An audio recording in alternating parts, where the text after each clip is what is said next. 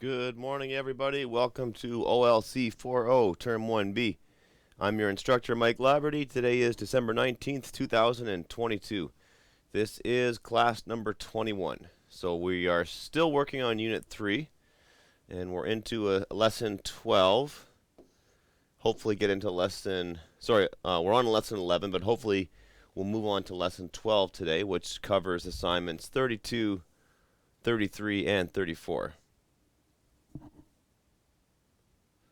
So we're now on week 6 of classes in term 1B. So that's a 9-week term.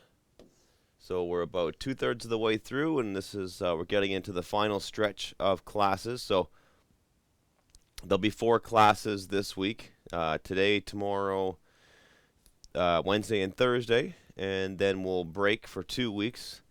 So we'll have no live broadcasts, no live classes during these 2 weeks. And then we'll come back for weeks 7 through 9, and then we'll finish on January 26th. That'll be the last day we broadcast for Term 1B. So we've got Unit 1 done, Unit 2. We're now working our way through Unit 3. So we actually should have Unit 3 finished by the end of week 6, and then probably spend week 7 and part of week 8 talking about Unit 4, which will give us plenty of time to discuss our final exam or a course culminating activity. So plenty of time to talk about that. So in this course, you've got 70% of your mark comes from the assignments you do in the units. 10% is your portfolio, and we'll talk about that probably next week or the week after. And then 20% of your final grade is your exam or your culminating assignment. So for a grand total of 100, right? So that's what we're looking at here today. So working our way through our unit work, and looks like we'll have plenty of time to get everybody ready for the final exam or the culminating assignment, which is similar to the exam. You get a bit longer to do it, so the exam is probably less work, but it's done in a timed environment. So, as I mentioned from the start, there are multiple ways you can interact with us live when we broadcast Monday through Thursday from 10 to 10:55 Central Standard Time. Of course, all these videos are on YouTube, and all 36 classes will be up on YouTube, but of course it's important for you to stay up to date and watch them as they come along. You've got many ways to get your work into myself and to your other teachers, and the number one rule, what I've mentioned over and over again, is to just simply reach out to somebody in your community learning center, someone you can talk to, or your teacher, or someone in the WAS office. Find out how you're supposed to submit that work and start getting in. The sooner the better. The sooner I can start marking it. Even if you're an independent learner, and you have until June to submit your work for this school year, it'll be here before you know it. And I know winter seems long and seems like it'll never end, but of course it will, and you want to stay on top of your work. So what you want to do is you want to stay in constant contact with me. That's what I'm here for. I'm here to answer your questions. I'm here to guide you through your coursework. So a lot of your coursework will be done independently. It'll be done on your own, just looking at the material.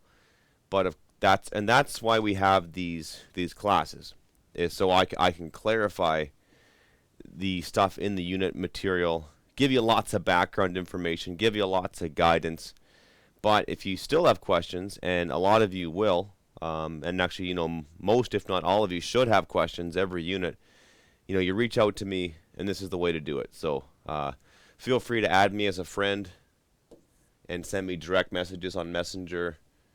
Send me an email and give me a call at the Watts office. First number is local to Sioux Lookout. Second number is a toll-free long-distance number.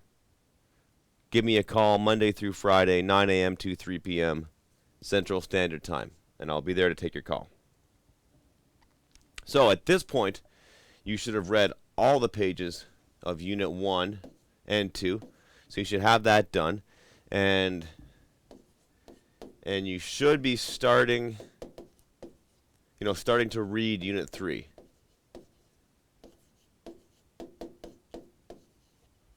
So ideally, best case scenario is you read through the material in anticipation of the class. So, you read ahead, read as much of Unit 3 as you can before you start watching the videos. So read through the material, process it on your own, maybe make note of any questions you have, and then either attend the live broadcast or watch the YouTube video after it's posted, and then see if your questions are answered, and if they're not, then reach out to myself and I can clarify it for you. So you should have had assignments 1 through 26 completed. I'm just trying to give you a guideline, but this is sort of a benchmark on where you should be, so as not to make the assignments build up, because you don't want to have them build up, and then you're sort of panicking to have them all done, and then you're not going to put your best work in, and I'm not going to have the time to correct and give you some feedback for your next assignment. So 1 through 19 is Unit 1. And then 20 through 31, I believe, is Unit 2. Somewhere around there. All right, so today we will be looking at assignments 32, 33, 34.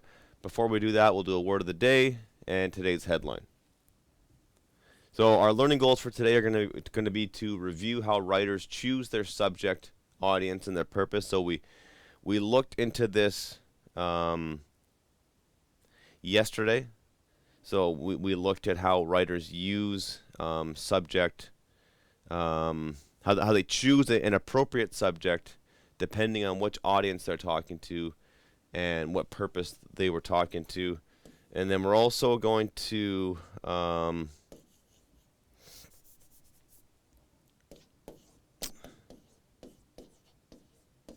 we're going to discuss the form. So we're going to talk about the form of writing. So how we craft our writing, how we put it into different kind of genres, different types of writing, right? So the form of writing is, different types, different genres, basically different patterns, right?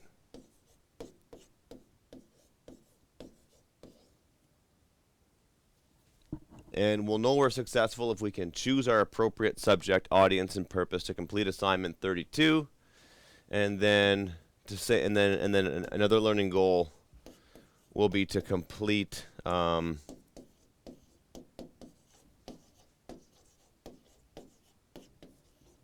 assignments 33 and 34 with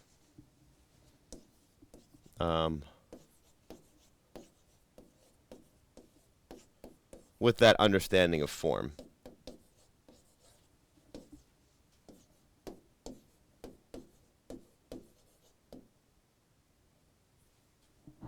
All right, so with that brings me to the words of the day. So before I do that, I've got a couple of images up on the screen there.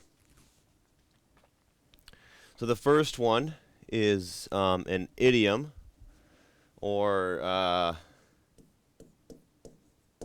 they call them idioms, or a saying, or sometimes like a cliche. but it's like, it's a group of words that is used in the English language, and sometimes people use them, they don't really know what they mean, but they're just sort of like a little package of words that gets tossed around a lot. One of them is you can't see the forest for the trees. Okay, and then what that saying actually means is that you know you're you're focusing on the details. You're focusing on the pieces, and not that it's not important to do that, but if you can't see the forest for the trees, that means that you're only focusing on the details, right? So that means you're only focused on the tree, and you can't see how each tree makes up the forest. So you're way too focused on the details, and you can't see the big picture. So I think this really applies to being a writer in that you have to do both. You have to obsess about the details, and you have to look at the little things, and that's when we're writing, or sorry, that's when we're editing our work. When we edit, we're looking at the little tiny pieces. But if we get way too obsessed on the tiny details, then we can't see the forest for the trees, and we can't see how those little details are making up the big picture, our whole piece of writing itself, right? So, and then on the right, you've got a joke here where this guy's driving on the highway and he sees a sign saying, "Caution, trees obscuring view of forest, next 5 miles." And the joke there being that, of course, the trees are the forest. They're all the same. But the joke is that, it's a direct reference to that "can't see the forest for the trees" comment, right? So as a writer, you have to be obsessed with details, but you also have to pay attention to form and content and look at your writing as a whole. So that's why writing is hard, because you're doing a lot of different things. And I think that a lot of writers get frustrated is because they try to do all those things at the same time, right? They want their writing to be perfect on a sentence by sentence level. They want everything to make sense. So, and the one aspect of the writing process that I've been pushing in this class, and something that I really believe in, is that as a writer, you're really doing two jobs.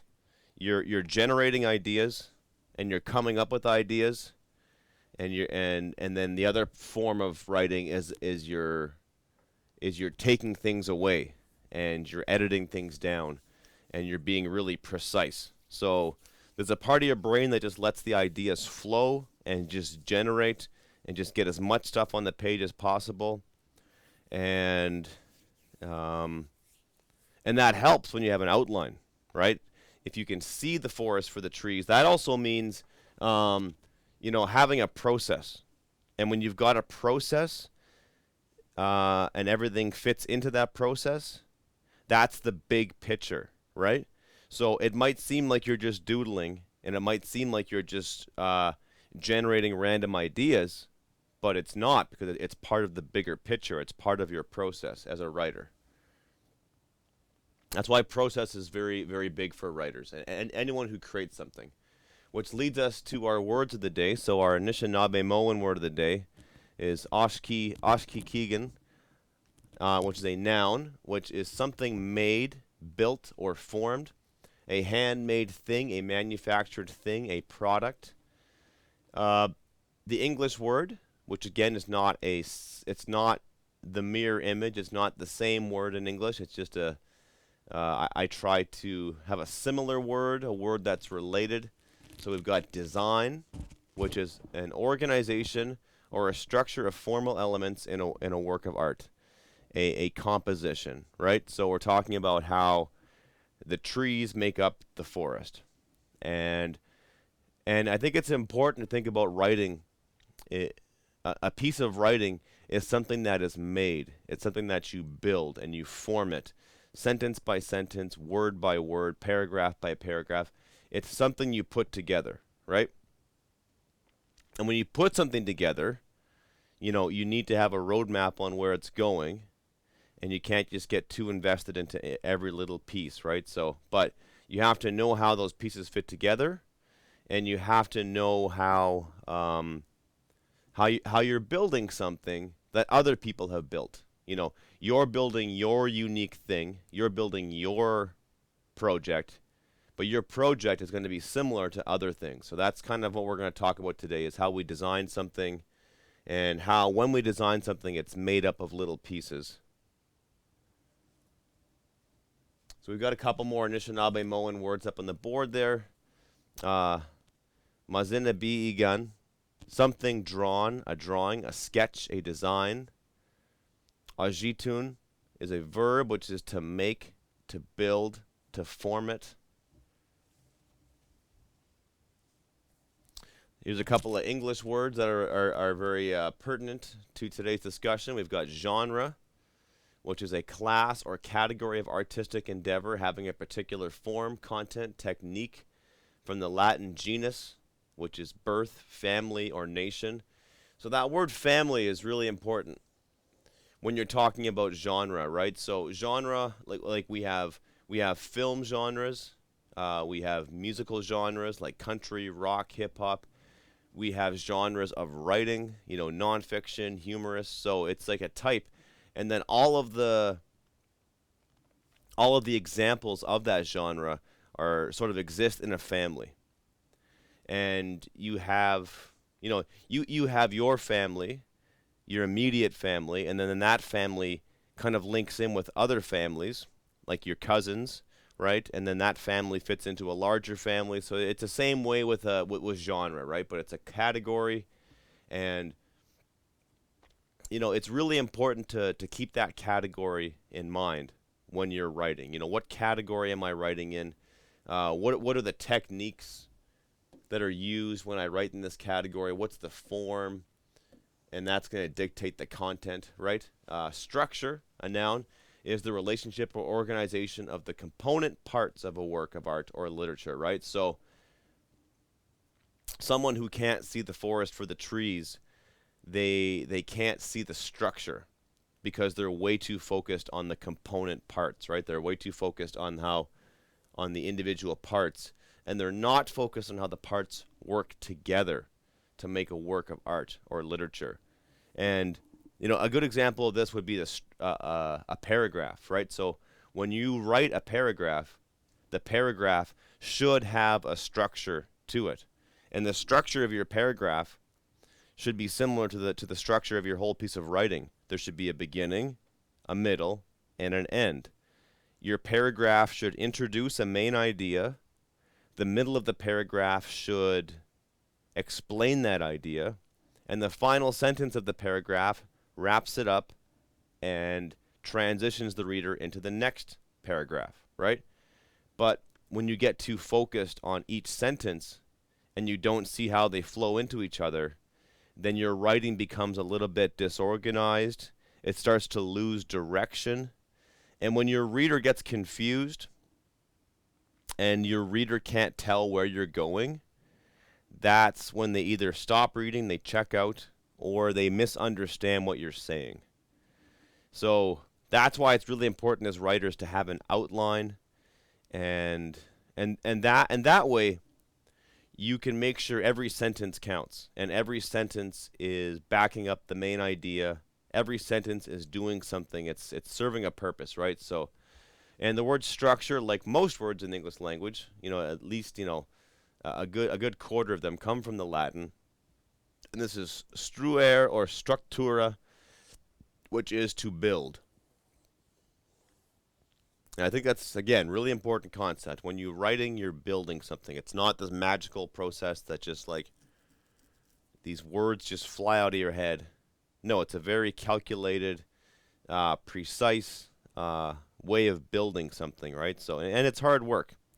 Stephen King famously said that writing is like digging a ditch. He said it's not some guy sitting in a field staring at clouds writing poetry and the magic just comes to him. He said, no, writing is like digging a ditch, because you get in there and you have a plan and you know where the ditch is going to be, you know how deep it's going to be, but you get in there and you put in the work, right? All right, so here's today's headline. So, Argentina wins World Cup, beats defending champion France in penalties. So Lionel Messi of Argentina lifts the FIFA World Cup Qatar 2022's winners trophy following the final match between Argentina and France at Lusail Stadium on December 18th, yesterday, 2022 in Lusail City, Qatar. So there it is. There's our winning team. And there's our headline. So Argentina wins World Cup, beats defending champion France in penalties. And if we break down our headline, we have the first sentence, Argentina.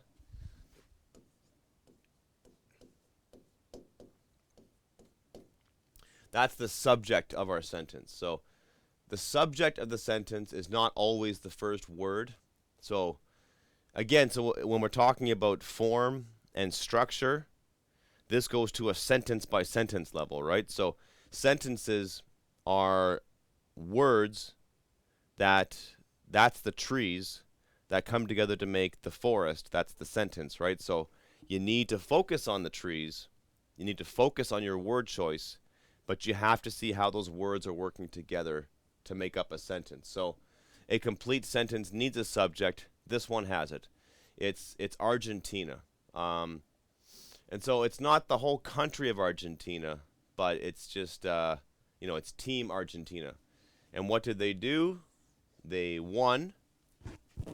It's past tense, so they wins the World Cup. And that's our predicate. Everything from here down, that's what the subject did. So what did they win? They won the World Cup. So the World Cup is a thing. It is a proper noun. Just like the Stanley Cup or the Grey Cup always gets capitalized. And they won it by beating defending champion France. So France, again, another proper noun. And France, I guess, was a champion. They were a special kind of champion. They were a defending champion. So the adjective, noun.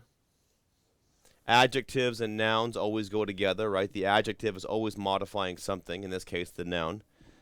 In. So in is a preposition that tells us a relationship word. It tells us how something was done, where it was done, when it was done. So in this case, it was sort of done where it was done in penalties. So at the end of the match, you had a bunch of penalty shots, right? So that's how these words work together to build up a sentence. This is the first 3 paragraphs of that Globe and Mail article about Argentina winning the World Cup. So we've got the first 3 paragraphs, and we'll just, as I like to do, just kind of break down this writing. So Argentina won its 3rd World Cup in extraordinary style on Sunday, comma. So that is, sorry, that's wrong. That is an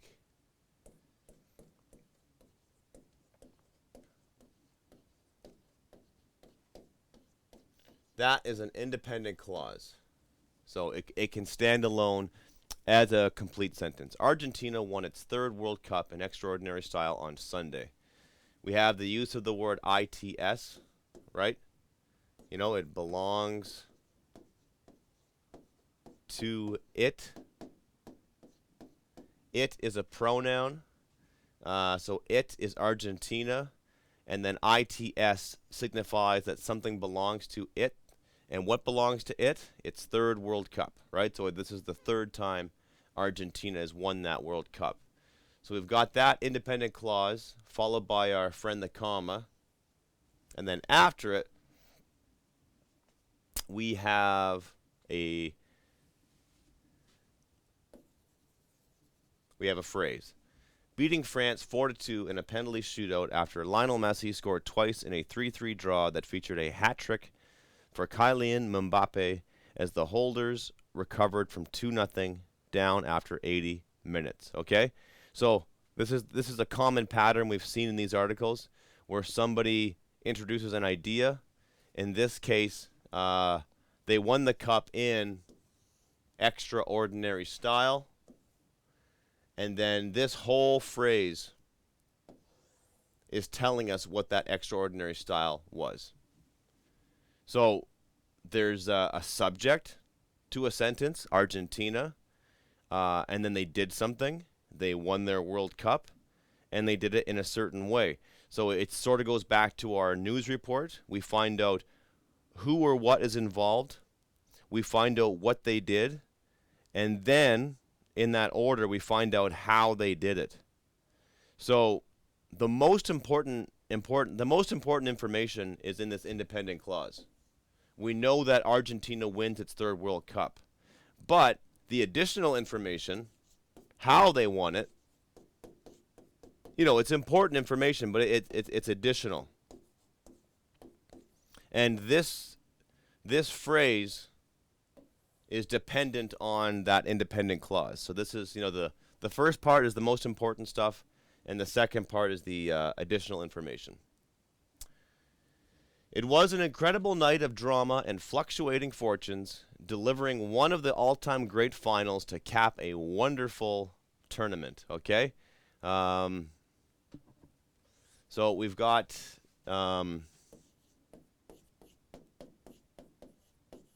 here's a nice poetic device. Alliteration, right? So alliteration is when the first part of the word is kind of is repeated. So in this case, you've got that F sound, fluctuating fortunes. So like the author is getting a little bit poetic here, right? So so it was an incredible night of drama and fluctuating fortunes. So that's they're repeating that double F sound, right? Delivering one of the all-time great finals to cap a wonderful tournament, okay? And they're using lots of descriptive words. They're using lots of adjectives here. So you've got, fluctuating. You've got wonderful.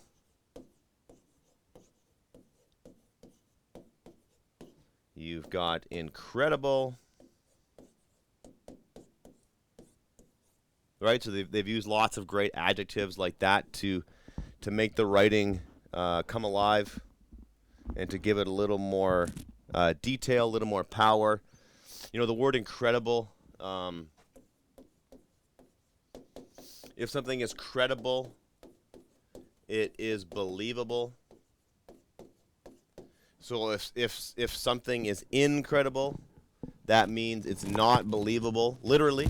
But of course, we don't actually use that meaning literally. But, if you do use the word incredible, it should be when something is like, pretty magical or, pretty hard to believe, and, it's something that it should be saved for situations like that. Like, I went to the restaurant and had an incredible bowl of soup, right? So a bowl of soup really shouldn't be described as incredible unless it really truly was, like, hard to believe. Like a credit card, right? If you have good credit, that means someone can believe you. And more specifically, they believe you'll pay them back, right? And then, wonderful, full of wonder, fluctuating. And to fluctuate just means to go up and down, back and forth. First you're losing, now you're winning.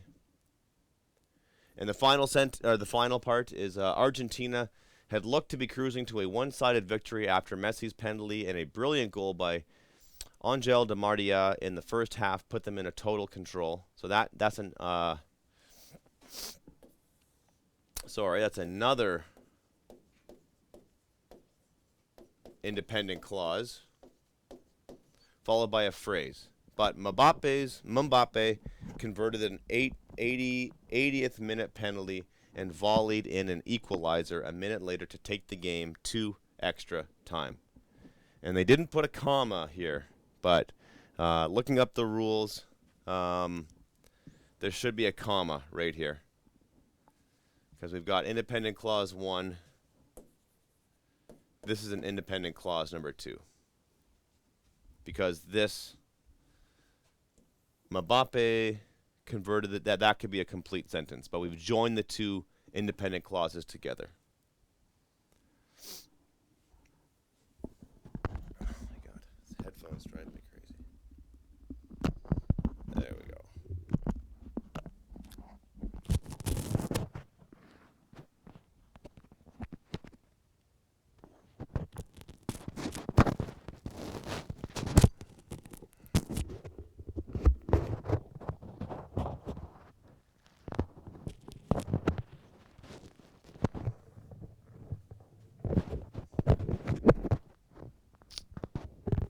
Okay, here we go. Sorry about that.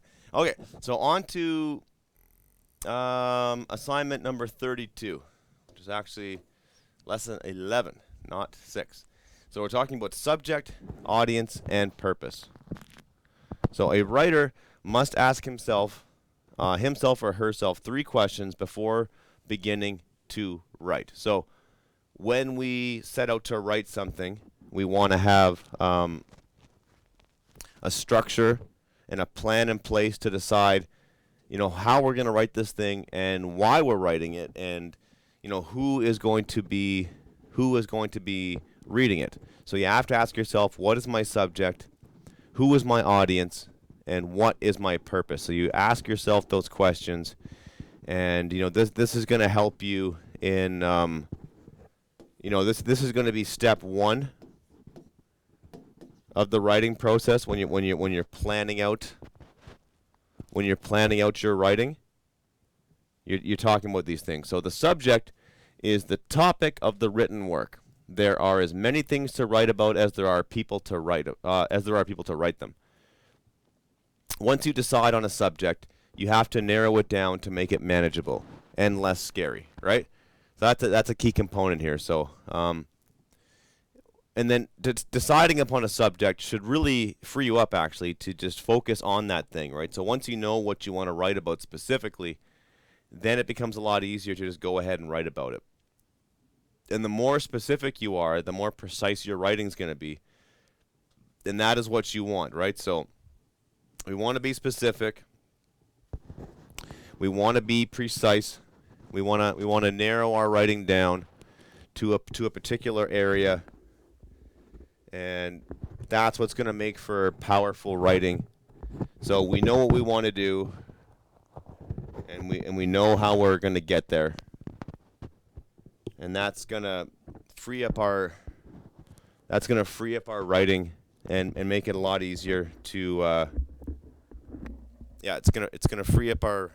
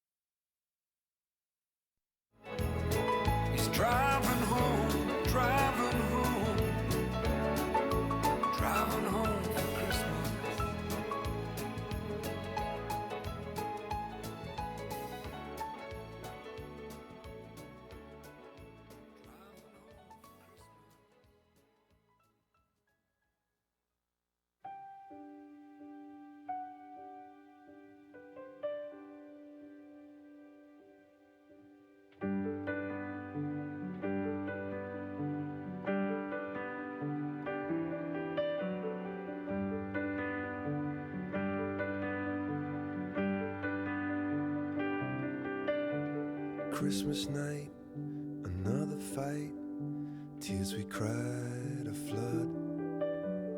Got all kinds of poison in my blood.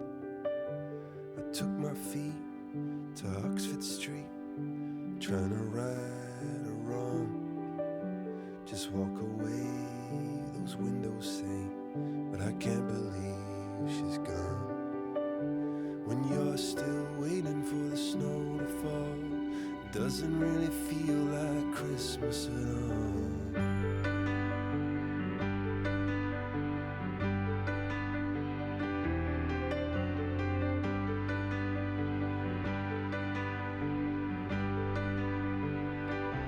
Up above, candles only a flicker. Oh, they flicker and they float, and I'm up here holding on to all those chandeliers of hope. And like some drunken Elvis singing, I go singing out of tune, saying how I always loved you, darling, and I always will. But when you're still waiting for the snow to fall, it doesn't really feel like Christmas at all. Still waiting for the snow to fall, it doesn't really feel like Christmas at all.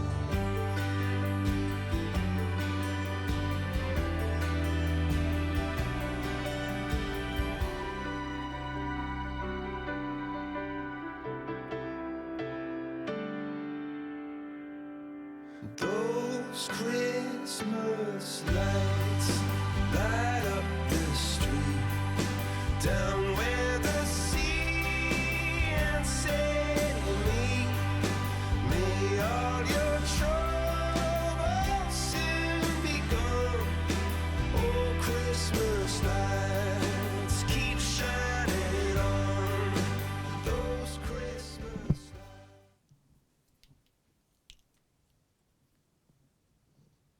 Okay, and we're back. Okay, got that mic kind of where I want it to be. All right, so up on the board here, for some of the older students, you may remember the Dewey Decimal System, and these are called subject headings. And basically, it's how you write, or when someone writes a book on something, that book gets a number, okay? So 796 is the athletic and outdoor sports and games category. You add a 0.9 to it, that's winter sports. You add a 96, that's ice games and sports. 962 is ice hockey, and 796.9622 is ice hockey theory and instruction, right? So you see how we can talk about games that we play, and then we talk about games that we play in the winter. Then we talk about games we play on the ice, and then we talk about the game of hockey itself, and then we get down to the teaching and the the idea of hockey. So you choose two of the general topics listed below, and you make two specific subjects that someone could use for a paragraph for each one. You may also list a general topic of your own and then create specific subjects, okay? So on the left, we have the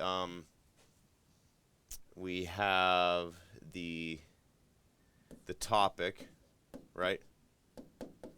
And then we get a subject. So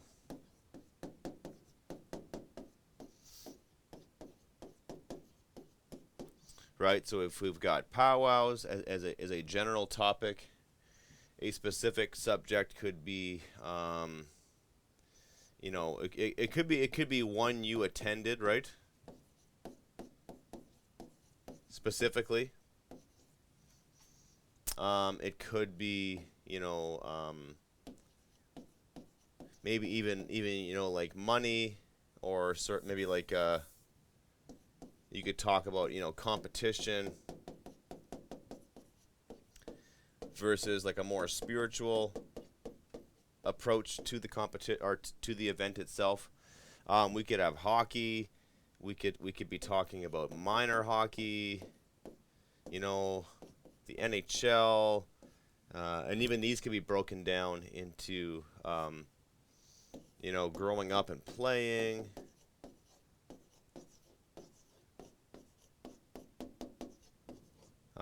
Children's clothing. We could talk about, you know,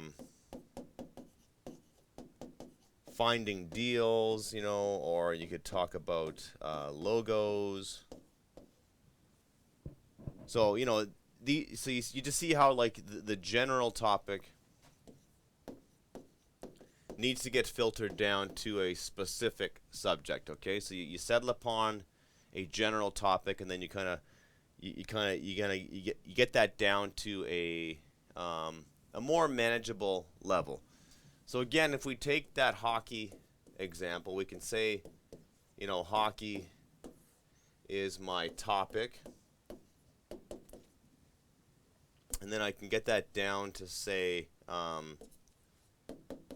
let's talk about minor or youth hockey. This is stuff that I do every week, right? So, and then we can talk about maybe coaching and training as an example. And then if we want, we can go even smaller than that, and we could talk about just goalies. That's what I specialize in, right? And then within that training, we could talk about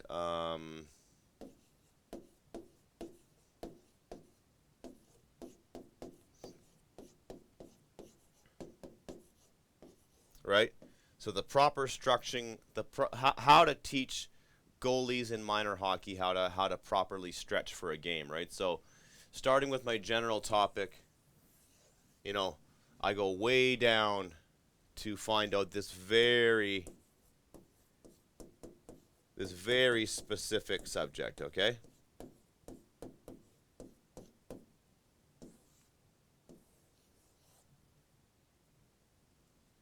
Okay, audience. This is the person or people who will read your writing. Thinking about your audience will help you figure out the content, what you write about, language, the words you use, and tone, how you write. When we speak, we naturally modify or change what we talk about and how we talk about it according to our partners in conversation, aka our audience, so that we can get the most out of what we are talking about and make everyone feel comfortable and included. Most of the time, right? So, actually, there's a really interesting concept known as code switching. And code switching is when we talk, right? And when you talk with your friends, it's usually different than the way you talk with your grandmother or your parents, for example, right? So it's much different depending on who you're with, who your audience is, right? So the way you talk is much different depending on who you're talking with, right? You're going to have different goals in mind.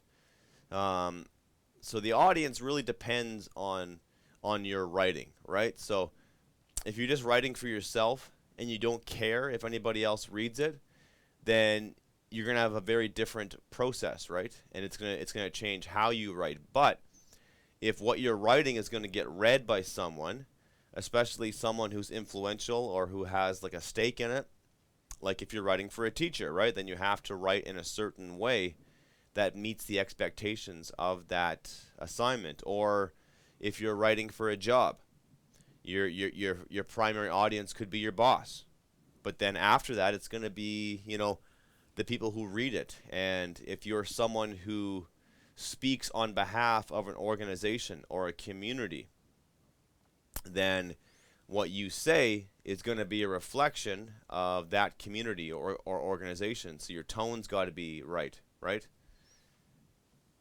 So we got to think about who our audience is going to be. So the second part of this assignment asks you to use your understanding of audience to give the same message to 3 different people, okay? So you're writing 3 sentences for this one. you do not feel well and you will not be attending class today. So you're telling that to your teacher, an aunt or uncle, and your best friend. So what we're doing is we're really talking about,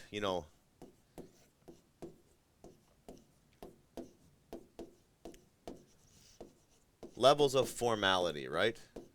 You know, so formal writing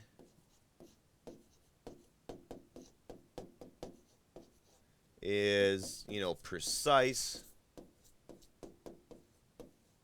There's going to be no slang, etc., right? So you're writing very formally, right? And this kind of goes hand in hand with like formal attire or formal dress, right? So when you dress formally, you're dressed according to a pattern, and you've got your suit and your tie on, and everything looks great and clean. But if you're just, cleaning out the garage or something, then you're not dressed formal. You're dressed in whatever works, right? And then there's sort of like semi-casual or semi-formal, which is like you're kind of formal but not really. So, so that's what you're doing here, right? So you're going to write the same sentence, and as long as your sentence mentions that you don't feel well and you can't come to class today, that's the requirements. But write it 3 different ways, right? And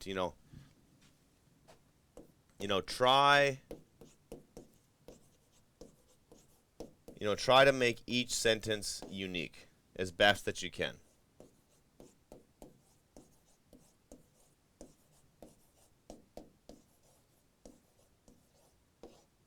And probably the best way to do that would just be to go over the top. So tell your teacher you're not coming to class today, but use the most formal, like over the top way of doing that. Dear, dear teacher, it's unfortunate that I won't be able to make class. You might want to use,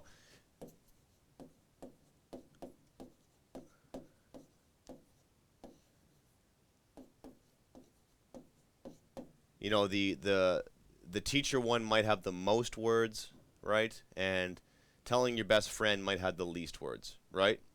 But that's the challenge here, is to try and make each message different, and depending on who the audience is going to be. Part 3 says identify the purpose of the following topic sentences that might appear at the beginning of various types of writing. Circle the purpose, okay? So the best snowmobile on the planet is the Arctic Cat. Jimmy went to school so that he could stay out of jail.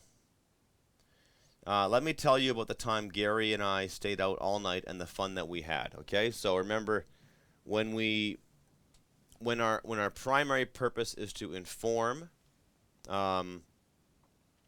we are giving people information, and we should be neutral, and we shouldn't be sharing our opinion on something. We should just be presenting information. If our goal is to persuade, if that's our purpose, then we're definitely giving our opinion, and we're trying to convince you of something. We're trying to convince you that we're right, or you should believe something, right? That you should believe something either way, right? So that's what persuasion is. People who are persuasive can convince people that they are right. And when we entertain, we are trying to make you laugh. We're trying to tell you a cool story. We're trying to make you cry, make you laugh, get some kind of an emotion out of you. Happiness, joy, sadness, whatever, fear. If we're telling you a scary ghost story, we're trying to get a reaction out of you. And then this is again, we're talking about the primary purpose. It is possible to tell a really good ghost story that might also give you some information, and it might actually persuade you to think a certain way. But its primary goal, its number one goal, what's the number one purpose? So just circle what you think the number one purpose is going to be. Okay, on to assignment 33. So assignment 33 is talking about form, style, and tone. You read the following passage and try to figure out what it is saying. You are then to answer the questions that follow. Wassa Distance Education Center is cognizant of the strengths, values, and traditions passed down through the generations of First Nations people. We have honored those who have walked ahead of us, have respect for those who walk with us, and consider those yet to come. Wassa Distance Education Center encompasses the traditional education process by blending culture, tradition, information, and technology. This philosophy provides opportunities to demonstrate our commitment to the values, needs, and learning styles of our communities. Our goal is to continue developing and implementing an education system that always takes into account the next generations. We will meet the needs of the present without compromising future generations and educate the people we serve so they will succeed in the modern world. All right, so we'll delve into the first couple of questions here today. So what is the form of this piece of writing? Is it perhaps a song, a letter, a speech, or is it something else, right? It's not one of those three, right? I'll give you that hint, right? Is it something else? What is the style of this piece of writing? Is it formal or informal? Why? What is the tone of this piece of writing? Serious or casual? So again, if we're thinking about things being formal or informal, does this sound like someone talking to a teacher or someone they're trying to impress? Or does it sound like a conversation between two friends? Right? So is it serious or is it casual? Is it having fun, or does it have a very serious intent in mind? When the writer wrote this, what do you think his purpose was? Explain. Who do you think is the intended audience for this piece of writing? Okay? Questions 4 and 5. So, what's the purpose? And remember the purpose. Think about the pie, right? Think about pie. And not apple pie, but entertain, inform, and persuade. So are you being persuaded to think a certain way? Are you being informed about something? Or is somebody entertaining you? And the answer to those questions is really going to come down to the form, okay? So we have to understand the form of this writing, the genre of this writing, the type of writing. What kind of writing is this, okay? Maybe in tomorrow's class I'll provide some hints with that, and I'll give you a few examples. We don't have time to delve into it today, but you have to really understand the form of that writing. And the final question is, do you think the form, style, and tone of the writing are appropriate to the audience you identified in question 5? Explain your answer, right? So again, once you understand the form of the writing, everything else is going to follow suit from there. So maybe we'll end it with that today. And starting off tomorrow's class, I'll give you a little bit of hint as to what kind of a form that piece of writing is. Okay, so thanks for tuning in, and we will see you tomorrow.